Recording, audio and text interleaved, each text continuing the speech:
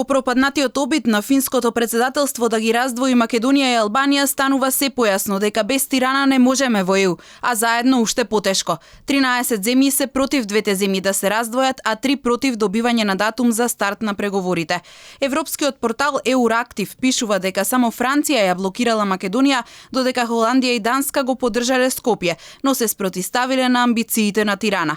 По разочарувањето од Луксембург, сега последна шанса за позитивна одлука останува самитот на лидерите кој почнува утре. I'm equally disappointed for different reasons, but I understand also if people in North Macedonia disappointed, and I think we should feel the temperature and we should see our responsibility, in particular in those countries which have not today been able to support. 25 countries were very much in favor without any so to say deviations, if you like, and this not only today but already in June last year.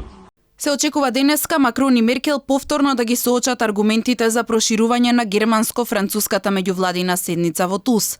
Иако француските медиуми прашањето за Македонија и Албанија не го споменуваат во контекст на оваа средба, представник на германската влада за Reuters тврди дека Меркел ќе изврши дополнителен притисок врз Макрон да попушти.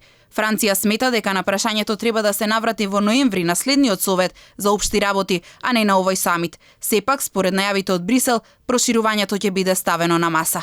Никој не може да гарантира дека Макрон ќе даде зелено светло до крајот на неделава. Тој бара прво промена на методологијата на преговарање, па дури потоа проширување.